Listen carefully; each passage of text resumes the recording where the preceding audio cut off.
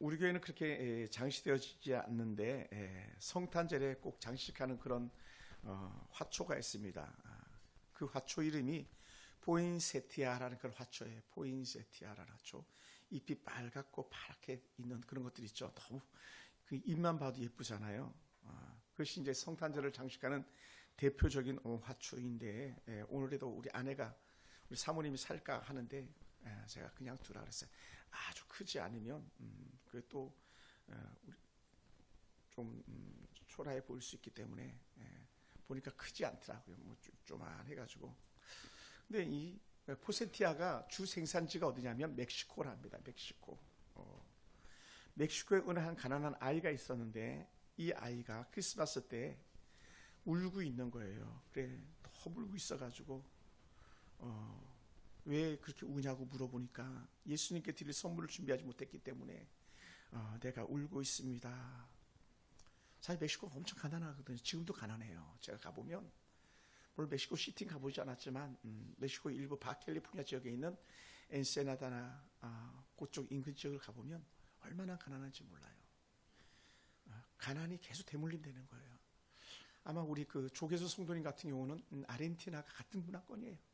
가난하잖아요. 그죠? 조금만 벗어나면 도시에서 조금만 벗어나면요 먹지를 못해가지고 안달해요. 그래서 그냥 그 관광객들한테 $1, $1 달라고. 그나마도 제가 갔을 때는 정말 크루즈들이 들어오는 큰 크루즈가 들어오는 그런 지역이라서 그나마도 정말 그 애들이 수입을 받을 수 있는데 그거 그냥 손으로 뭐 요런 팔찌 같은 걸 만드는데 그걸 만드는데 막 애들이 그거만 만드는 거예요. 초등학교 안 돼가는 애들 그거 만들어가지고 그걸 가지고 나와서 파는데 $1, $1 달라는 거예요. 그걸 이제 우리가 막 일부러 막 듬뿍 사주죠. 어떤 애들은 그냥 뭐 돈 달라는 애들도 있잖아요. 근데 그렇지 않고 $1 달라 해서 너무 가난한 거예요. 그러다 보니까 어떻게 돼요? 가난한 나라들이 갖고 있는 특징들이 있는데 뭐냐면 아이들이 결혼을 일찍 하거나 일찍 성에 눈이 떠져요. 왜 그러냐면 부모들이 아이를 컨트롤하지 못하는 거예요. 말 그대로 방치되는 거죠. 그래서 12달, 13살만 되면 벌써 막 남녀애들이 혼숙하고 애가 애를 가지는 그런 일들이 비일비재하죠. 그러다 보니까 정상적 결혼이 아니다 보니까 어떻게 돼? 아이들이 뭐 금방 실증이 나잖아요. 순간적인 감동에 그런 악한 행위들을 했었으니까. 그러니까 버리니까. 그러니까 이 수많은 젊은 겨우 15, 16살짜리 아이들이 미혼모가 그렇게 많은 거예요. 또 가보면. 그러니 이 가난의 악순환, 악한 풍습의 악순환이 되는 그런 상황이 보니까 제가 멕시코가 그랬는데 물론 뭐 지금 멕시코도 많이 좋아졌겠지만 뭐 다 그런 건 알 수 있겠습니다만 별반 나아진 게 없더라고요. 제가 동남아시아를 가봐도 별반 나아진 게 없어요. 그나마도 그러니까 우리 대한민국은 정말 복받은 나라네. 여러분 말이 안 되잖아요. 먹을 게 없어가지고 허우적거리는 거 말이 안 되잖아요. 근데 우리는 뭐 너무 풍요하잖아요. 1년에 몇 조 원씩 음식물 쓰레기를 버리는 그런 나라니 얼마나 부유합니까? 근데 이 아이가 우는데 놀라운 은혜는 천사가 아이에게 나타나는 거예요. 그 천사가 하는 말이 뭐냐면 길거리 아무렇게나 자란 잡초를 좀 뽑아와. 그거라도 하나님께 드려. 그러니까 아이가 나가가지고 다 시들어버린 잡초를 그렇게 주워가지고 오고 그걸 예물로 드리기 위해서 제단 앞으로 가지고 갔는데 그때 그 아이가 가지고 온 조그만 잡초가 별처럼 빛나는 진홍색 꽃망울을 터뜨렸다고 말해요. 그리고는 거룩한 밤 아기 예수님께 드리는 멋진 선물이 되었다라고 해서 그 화초를 지금도 이렇게 포센티아를 갖다가 이렇게 예물로 드리는 그런 일들이 있답니다. 사실은 뭐 이런 예화들은요, 제가 이렇게 생각해 보면 왜 멕시코에서 이런 예화가 나왔을까 생각해 보면 멕시코는요, 아르헨티나도 마찬가지지만 거의 캐톨릭 국가예요. 캐톨릭 천주교 국가예요. 그러니까 가는 데마다 성모 마리아 상이 있지. 예, 거기는 완전히 샤머니즘적인 거예요. 그러니까 이게 기독교도 아니고 우리나라처럼 천주교도 아니고 완전히 잡탕신이에요. 말이 천주교. 그러다 보니까 많은 우화들이 생겨나는 거예요. 그런 우화 중에 하나가 이런 천사 나타나가지고 잡초를 가져다가 드려라 하는 그런 우화가 생겼는데 뭐 이것저것 떠나서 제가 보건대 그래요. 우리가 그 부자가 아닌 게 때로는 감사하다 여길 수 있는 것 같아요. 왜냐하면 우리는 많이 가졌다고 많이 드리는 것이 아니라 우리가 없는 중에 드릴 수 있는 것이 얼마나 큰 은혜인지 모릅니다. 여러분 삶 가운데 이런 은혜가 있는 줄 믿습니다. 그래서 오늘 저와 여러분 가운데도 여전히 천사의 그 소리가 들리는데 하늘의 영광이요 땅에서는 기뻐하심을 입은 사람들 중에 평화라는 이 영적인 메시지가 오늘 살아가는 가장 연약한 우리 가운데 또 때로는 가난한 우리 교회 가운데 임하기를 주여 축원합니다. 여러분, 우린 성탄절을 통해서 우리는 깨닫는 지혜가 있기 원하는데 어찌 보면 우리는 이런 성탄절을 통해서 혹은 송무영신 예배에서 한동 걸어온 흔적, 발자취를 돌아보는 것 또한 의미가 있을 듯합니다. 여러분이 지난 날들을 가만히 뒤돌아보세요. 얼마나 많은 큰 은혜가 있었습니까? 사실은 우리가요 정말 살기가 버거운 그런 날들이 얼마나 많았습니까? 몸이 쓰러질 그런 과정도 있었을 것이고요. 그럼에도 불구하고 또 일어나가지고 앞으로 달려나갔던 그런 이들의 모습이 여러분의 모습이 아니었겠습니까? 하나님의 마음을 기쁘게 한 일도 있었을 것이고요. 또 때로는 하나님의 마음을 너무 아프게 했고 뭐 하나님을 떠나서 때로는 아내의 마음을 너무 아프게 하거나 또 때로는 정말 그 남편의 마음을 아프게 했던 그런 적들이 있지 않은지 한번 이렇게 돌아볼 수 있게 되곤 하고 또 자녀들은 부모를 기쁘게 하는 것이 자녀들에 대한 본분인데도 불구하고 부모님에게 조금 더 자녀다운 모습으로 섬기지 못했던 그런 모습이 있었다면 우리는 오늘 이 시간부로 다 청산하고 새롭게 하나님 기뻐하는 그런 모습으로 모든 사람에게 사랑받고 칭송받는 그런 모습으로 우리가 바뀌어질 수 있게 되기를 주님으로 축원합니다. 여러분 평범한 사람들 가운데 가장 좋은 메시지가 들리는 거예요. 막 저처럼 막 이런 제사장들이 있는 그런 가운을 입고 또 때로는 정말 정말 술을 숭숭 다는 그 바리새인이나 서기관들이나 그런 사람들에게 천사의 메시지가 들려진 게 아니라 예수님 탄생의 메시지가 들린 것이 아니라 저 들판 아무도 제대로 기억해주지 않는 들판에 있는 양떼를 치는 목자들에게 은혜의 메시지가 들렸다는 게 복인 줄 믿습니다. 할렐루야. 여러분 때로는요 막 그 남의 집에 식기를 닦아가면서 또 때로는 식당에 식기를 닦아가면서 막 힘에 교할 때에 만약 여러분에게 은혜가 임한다면요 그 은혜가 바로 목자들에게 들려졌던 천사의 아름다운 노래소리인 줄로 여기시기 바랍니다. 할렐루야. 할렐루야. 우리는요 막 쾌락으로 즐길 때는요 하늘의 메시지가 들릴 수가 없어요. 들릴 수가 없어요. 육체의 탐욕을 가지고 살아갈 때는요 하나님 은혜 메시지가 들릴 수가 없어요. 오히려 초라하고 부족하게 때론 우리가 입술로는 신세한탄하는 그런 시경이 있을 수도 있겠지만 그럴 때 하나님의 은혜 메시지가 여러 가지 들릴 줄 믿습니다. 그것이 여러분이 되길 원해요. 할렐루야. 여러분 그렇게 우리는 얼마나 많은 밤을 갖다가 눈물 뿌리며 그렇게 지새웠던 날들이 많았습니까? 여러분 도울 자가 없잖아요. 누가 와서 여러분을 손잡아주고 힘내라고 말해주는 사람이 있습니까? 거의 잘 없거든요. 또 때로는 여러분이 겪고 있는 그 아픔을 갖다가 오빠한테 가서 얘기하겠습니까? 누나한테 가서 얘기하겠습니까? 동생한테 가서 얘기하겠습니까? 얘기할 때도 없잖아요. 저도 때로는 이제 최근에 못 갔지만 가끔은 이제 여동생한테 갑니다. 뭐 형님은 형수님하고 형님이 제가 좀 멀어서 마음이 멀어서 동생한테 가는데 왜 가냐면 그냥 가는 거예요. 뭐 동생하고 드론드론 얘기하고 하는 그런 것이 아니라 그냥 동생 얼굴만 봐도 위로가 되고 힘이 되는 것 같아요. 때로는 막 힘들 때 야 오빠가 이렇게 힘들다고 말하고 싶은 그런 것들이 있었을지도 몰라요. 근데 아니에요. 그냥 가서 가족끼리 함께 있기만 해도 좋더라고요. 여러분 그게 뭐겠습니까? 사랑 아니겠습니까? 그게 위로받는 마음 아니겠습니까? 여러분에게 그런 은혜가 있곤 합니다. 여러분 때로 교회 와서요 막 소리 지르고 기도하지 않아도 괜찮아요.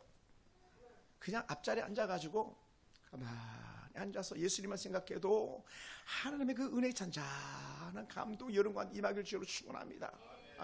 할렐루야. 우리가 뭐 잘났다고 뭐 많이 하는 게 많이 말하고 뭐 우리가 가진 게 많다고 하는 게 많이 드릴 수 있겠습니까? 그 자체가 아니고 그 어떤 아이가 나는 드릴 게 없어요 하면서 그냥 헌금바구니에 앉았다고 하는 리빙스턴 같은 그런 사람도 있었던 것처럼 오늘 우리 삶 가운데도 그런 은혜가 있기 원합니다.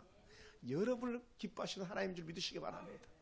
여러분을 즐거워하시는 그런 하나님인 줄 믿으시기 바랍니다. 할렐루야. 물론 우리가 많아가지고 막 드리면 때 막 행사하고 싶은 그런 마음도 들 수도 있어요. 근데 그런 것도 아니고 우리는 차분하게 하나님 은혜 가운데 있는 여러분의 모습인 줄 믿습니다. 그리고 사랑하는 성도 여러분, 가만히 생각해 보면 은혜가 되는 게 뭐냐면요, 한밤중에 양떼를 치는 목자들이 양떼를 버려두지 않고 양떼를 지키고 있다 그랬어요. 돌보고 있는 거예요. 이게 뭐냐면 자신의 사명을 잘 감당하는 그 모습인 것이죠. 여러분, 자칭 큰 사람들에게는요, 아무나 자기 심부름을 시키지 않아요. 아무에게나 자기 일도 맡기지 않아요. 제가 섬겼던 목사님도요, 저한테 직접 전화하는 예가 잘 없어요. 누구를 반드시 시켜서 전화를 연결하게 하거나 아니면 나한테 전화하게 하거나 이렇게 하지. 세상은 그래요. 근데 하나님은 그러지 않았다는 거예요. 하나님 뭐예요? 가장 초라한 여러분, 유대인들 중에서 양치는 목동은요 가장 초라한 직업이었었어요. 그러니 애굽에서도 그 모세와 그 형제들이 양치는 목동이었었잖아요. 그게 가장 초라한 직업이기 때문에 애굽 사람들 거들떠도 안 보는 직업이거든요.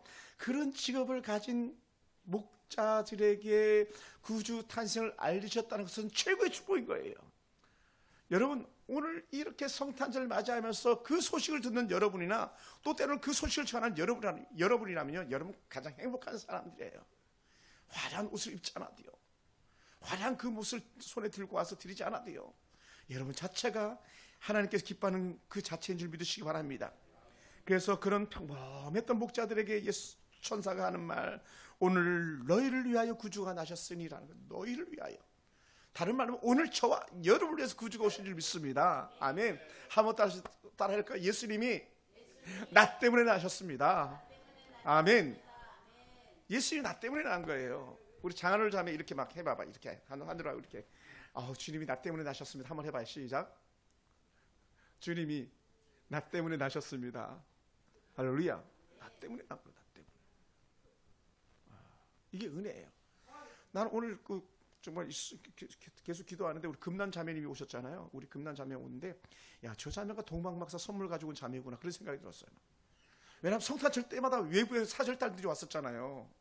우리 교회는 항상 그랬어요. 근데 올해 제가 초청하지도 않았고 누구도 오지 않았잖아요. 근데 생각지 않았던 금난 자매가 이렇게 와가지고 얼마나 감사한지 몰라요. 자매가 천사입니다. 할렐루야. 우리 박수 한번 할까요? 자매가 천사예요. 맨날 그냥 준우만 찾지 말고 때로는 이제 목사님도 좀 좋아해 주세요. 그래, 여러분, 너를 위하여 구주가 나셨다. 그러니까 또 너를 위하여 나신 구주를 너희가 알려라라는 거예요. 이것이 천사가 주었던 은혜의 목적입니다. 여러분, 예수님 부르실 때 출생에 대한 비밀을 갖다 선포할 때 늘 이렇게 말합니다. 나사렛 예수라고요. 나사렛 예수. 이 나사렛 예수란 말을 갖다가 요즘 말로 하면 아주 그냥 무시하는 말이거든요. 쉽게 얘기하면 이거예요. 저 촌놈. 이렇게 말해도 과한 말이 아닐 정도로. 왜냐하면 나사렛은 진짜 시골이거든요. 근데 왜 나사렛 예수라고 굳이 그렇게 붙였냐면 예수님이 나신 것은 베들레헴이지만 자란 곳은 나사렛이에요. 왜 그러냐면 예수님께서 베들레헴에서 나셨던 이유 중에 하나가 뭡니까? 다윗왕의 영적 계율을 이어가기 위해서 다윗왕의 고향이 베들레헴이라고 했잖아요. 그리고 예수님께서 나사렛에서 자라셨던 그 특별한 은혜의 이유를 가만히 살펴보면요, 나사렛은 가장 천박한 동네인 거죠. 우리 독산동 같은 데인지도 모르겠어요. 가장 가난한 동네였으니까요. 그리고 또 예수님께서 놀라운 은혜가 되는 게 뭐냐면 그 나사렛을 중심으로 해서 갈릴리 각 곳으로 복음을 전하는 전초 기지가 됐던 거예요. 가장 천한 지역인데 가장 귀한 지역으로 쓰임받는 거예요. 오늘 우리 서울 풍산교회가 속한 이곳이 또 다른 나사렛처럼 쓰임받게 하는 그런 은혜가 있게 되길 주님을 축원합니다. 할렐루야. 여러분, 기득권자들이 비아냥 거릴 때 나사렛에서 무슨 선한 것이 날 수 있겠냐고 이렇게 얘기했던 적이 있어요. 그 중에 대표적인 한 사람이 누구냐면 나다나엘이라는 사람이래요. 나다나엘은 정말 신실한 사람이었고 믿음이 좋은 사람이었습니다. 예수님도 그를 알아볼 정도로 대표적인 사람입니다. 그런데 그 신실한 사람도 뭐라 그랬습니까? 야, 나사렛에서 무슨 선한 것이 날 수 있겠어. 이 얘기죠, 쉽게 얘기하면. 저는 자부심이 하나가 있는데 어떤 자부심이 있냐면 저는 제 고향에서요 유명 목사님들이 무궁무진하게 나왔습니다. 경상도 의성이라는 지역에서 저 사랑의 오정현 목사님도 또 대구의 동신교회 최근에 은퇴하시는 권성수 목사님도 독수리 오형제라고 하는 오형제가 다 같은 고향 사람. 제가 섬겼던 교회는요, 우리 바로 옆동 해가지고 한 교회에서 그냥 한 지역에서 3명의 목사가 같은 교회에 사역했어요. 저도 처음 만나는 형제들인데 그만큼 자부심이 있어요. 그래서 모든 사람들이 그래요. 아, 의성이라면 그 목사 좋은 목사 많이 난대지 이렇게 얘기해요. 물론 제가 좋은 목사라는 건 절대 아니지만 그만큼 자부심이 있는데 나사렛은 자부심이 없는 거예요. 그러니까 나다나엘이 갈릴리에서 무슨 선한 것이 날 수 있겠습니까? 나사렛은 별 볼 일 없는 데인데 이런 얘기를 하고 싶었던 거예요. 비아냥거리는 거였죠. 사랑하는 성도 여러분, 그런데도 불구하고 아무도 기대하지 않던 그곳에서 예수님이 나시고 예수님이 자라시는 거예요.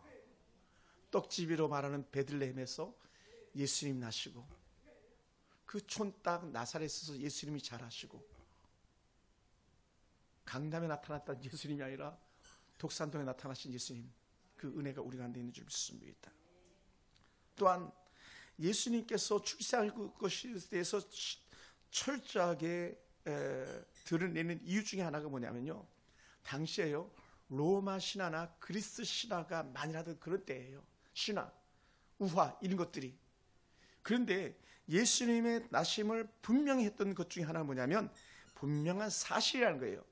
예수님께서 이 땅에 메시아로 오셨던 분명한 사실을 갖다 증명하기 위해서 그 영적 은혜 근거들을 남기는 줄 믿습니다.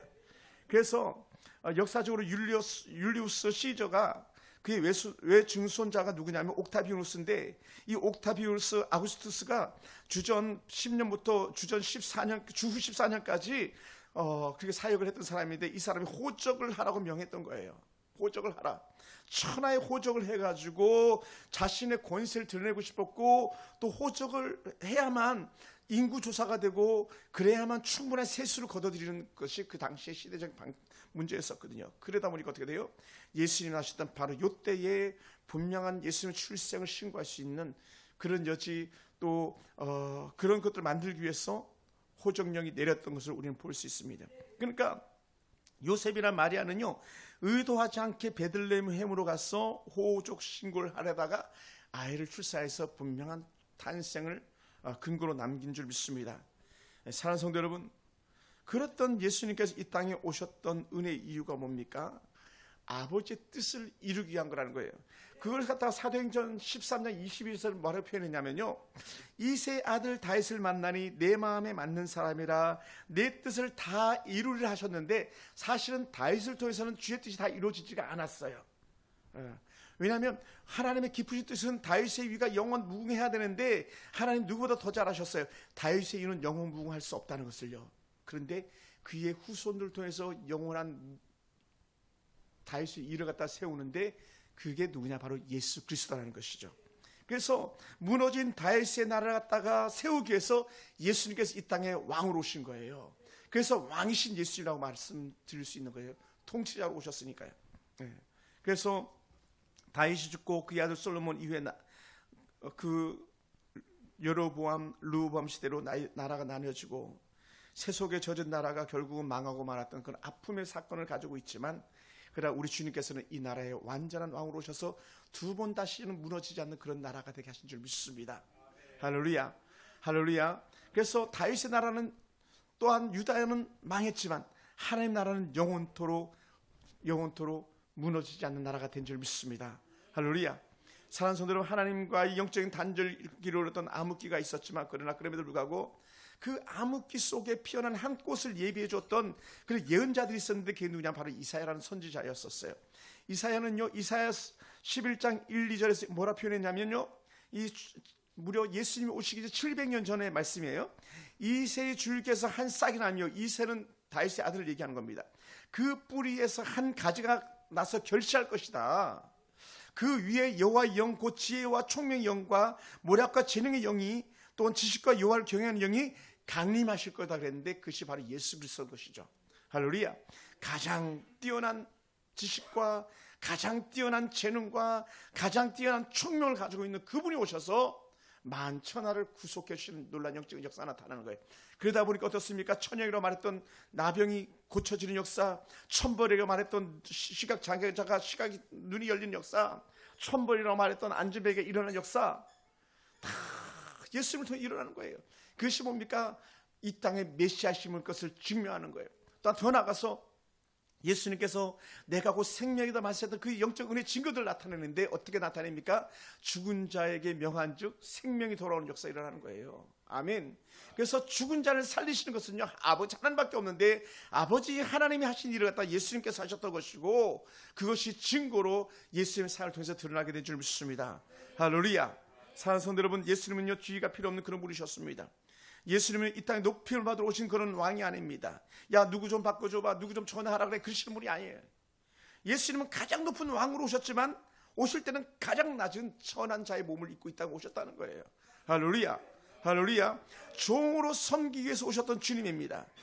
오늘 여러분, 아무리 여러분의 마음을 아프게 하고 힘들게 하는 그런 어떤 사람들이 있을지라도 여러분은 그 사람에게 뭐처럼? 종처럼 섬길 수 있는 그런 마음이 있게 되길 원합니다. 아무리 힘겹게 하는 남편이나 자식놈들이 있더라 할지라도 그들에게 내가 차라리 종처럼 너를 섬기겠다, 당신을 섬기겠습니다 라고 하는 그런 마음을 갖게 되길 원합니다. 그것이 예수님께서 이 땅에 오셨던 목적을 이루는 삶인 줄 믿습니다. 사랑하는 성도 여러분, 예수님이 원하는 사람은요 어떤 사람입니까? 부자 아니에요. 가난한 사람 아니에요. 평범한 사람 아니에요. 건강한 사람이나 병든 사람 아니에요. 어떤 사람입니까? 모두예요. 모두. 예수님은 부자에게도 필요하신 분이고요, 가난한 자에게도 필요하신 분이고요, 때로는 병든 자에게도 필요하신 분이고요, 오늘 저와 여러분에게 꼭 필요한 분인 줄 믿습니다. 할렐루야. 그 주님이 우리와 함께 하는 거예요. 여러분 얼마나 힘드셨습니까? 얼마나 많이 놀라셨습니까? 또 때로는 이 고통이 언제나 끝나냐라는 그런 아픔의 마음들이 여러분에게도 있지 않습니까? 하나님께서 여러분을 만나주시기 원하고 만져주시기 원합니다. 그래서 오늘 여러분 가운데 평강에 더하는 은혜가 있기 원합니다. 때로는 우리를 아무도 알아주지 않을 수도 있어요. 여러분의 고통을 알아주지 않을 수도 있습니다. 들어주는 사람도 없을 수 있습니다. 그런데 주께서는 여러분의 고통을 들어주시기 위해서 이 땅에 오신 거예요. 여러분 아픔의 소리를 들으시기 위해서 이 땅에 오신 거예요. 그 주님께서 오늘 여러분의 소리를 들으시고 위로하시기를 주님으로 축원합니다. 그래서 천사들이 했던 말이 뭡니까? 하늘에는 영광이요 땅에서는 기뻐하심을 입은 사람들 중에 평화로다. 오늘 여러분 빼앗긴 평안이 여러분과 있기 원합니다. 빼앗긴 샬롬이 여러분과 있기 원합니다. 그리고 두 번 다시 그 아름다운 은혜의 샬롬을 빼앗기지 않기를 원합니다. 여러분의 마음 잘 단속하셔가지고 우리 주님 주시는 그 샬롬을 빼앗기지 않기 원합니다. 가정에 마귀가 슬며시 들어와서 놓고 간 그 아름다운 가정을 깨뜨리는 그런 사단의 세력이 오늘 이 시간에 진멸돼서 떠나가는 역사가 있게 되기를 원합니다. 할렐루야. 할렐루야. 하나님, 우리가 죄의 문제를 안고 사는 것을 두고 보실 수가 없었던 그런 분이 아닙니까? 하나님, 우리가 짊어지고 가는 그 무거운 짐을 갖다 보실 수 있었던 분이 아니에요.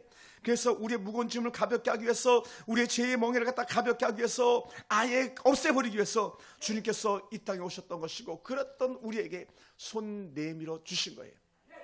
우리의 죄의 짐을 가볍게 하기 위해서 내가 대신 짐 받아줄게, 내가 대신 너를 업고 가줄게 하는 그 은혜의 메시지가 이 성탄절에 여러분 가운데 임하길 주의로 축원합니다.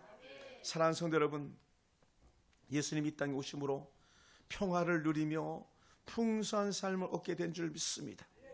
세상의 풍성한 삶이란 우리도 예수처럼 살 수 있는 그런 것들입니다. 세상의 기준이 아닙니다. 우리 은혜 기준입니다.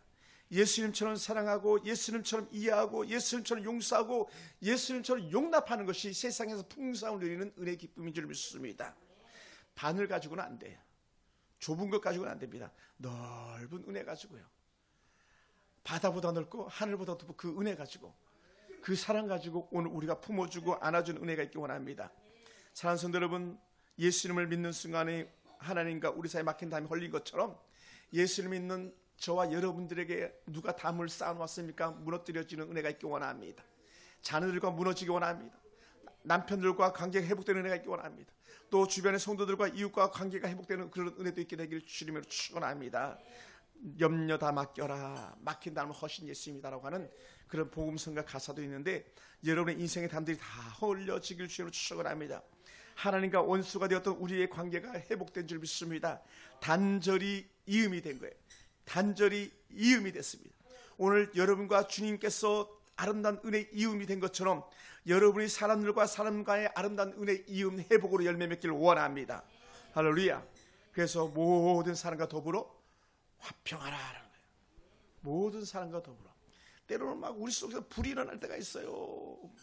막 분노가 머리에 차오를 때도 있을 수도 있어요.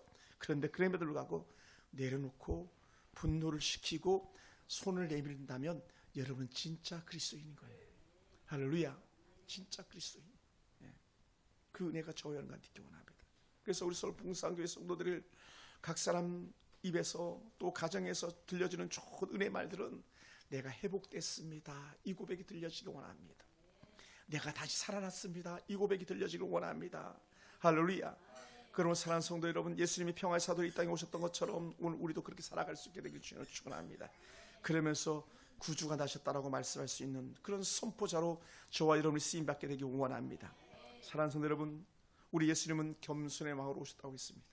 자비의 왕으로 오셨습니다. 평화의 왕으로 오셨습니다.